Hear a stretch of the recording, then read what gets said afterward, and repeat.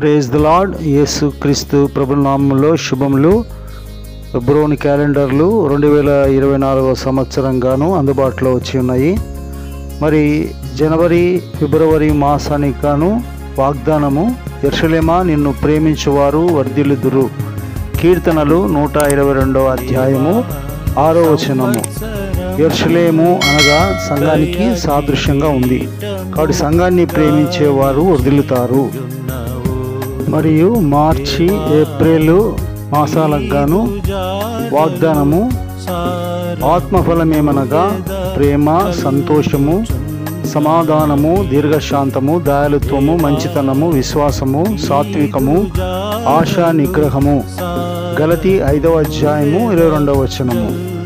మరి ఆత్మఫలాలు, మన క్రైస్తవులుగా ఆత్మఫలాలు ఫలించాలని దేవుని యొక్క ఉద్దేశము. మే మాసానికి జూన్ మాసానికి ఈ 2 మాసాలకు కలిపి వాగ్దానము, కోత విస్తారమే గాని పనివారి కొద్దిగా ఉన్నారు. మత్తయి సువార్త 9వ అధ్యాయము 37వ వచనము. కోత విస్తారంగా ఉందంటే రక్షణ లేని వారు అనేక మంది ఉన్నారు. కానీ మరి సువార్త ప్రకటించేవారు, మరి ఈ విధంగా వాక్య పరిచయాలకు చాలా తక్కువగా ఉన్నారు. దేవుని యొక్క ఉద్దేశం. కాబట్టి మరి పనివారు అనేక మంది అవసరమై ఉంది. జూలై ఆగస్టు మాసానికి మెయిన్ వాగ్దానము, నా గొర్రెలు నా స్వరము వినును, అవి నన్ను వెంబడించును. యోహాను సువార్త 10వ అధ్యాయము 27వ వచనము. మరి ఆయన గొర్రెలైతే ఆయనను స్వరాన్ని వింటారు, ఆయనను వెంబడించేవారుగా ఉంటారు.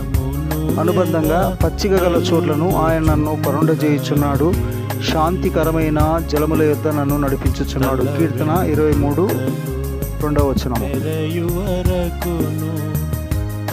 మరియు సెప్టెంబర్ అక్టోబర్ 2 మాసాలకు గాను మెయిన్ వాగ్దానము, మేఘములో నా ధనుస్సును ఉంచితిని, అది నిబంధనకు గురుతుగా నుండును. ఆదికాండం 9వ అధ్యాయము 13వ వచనము.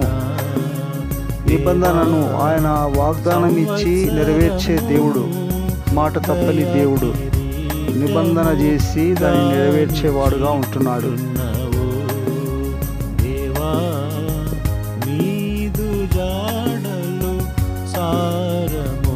చివరి 2 మాసాలు అనగా నవంబరు డిసెంబరు 2 మాసాలను కలిపి మరి మెయిన్ వాగ్దానము, ఆశ్చర్యకరుడు, ఆలోచనకర్త, బలవంతుడైన దేవుడు, నిత్యుడగు తండ్రి, సమాధానకర్తయగు అధిపతి అని అతనికి పేరు పెట్టబడును. యెషయా 9వ అధ్యాయము 6వ వచనము. మన దేవుడు ఆశ్చర్య కార్యాలు చేసే దేవుడు, ఆలోచనకర్త, బలమైన దేవుడు.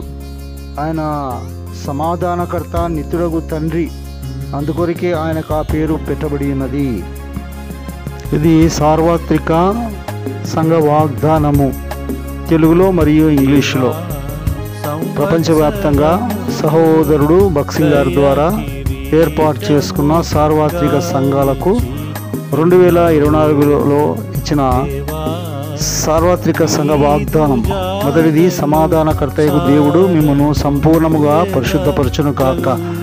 మొదటి దెస్సలోనికీయులు 5వ అధ్యాయం 23వ వచనము.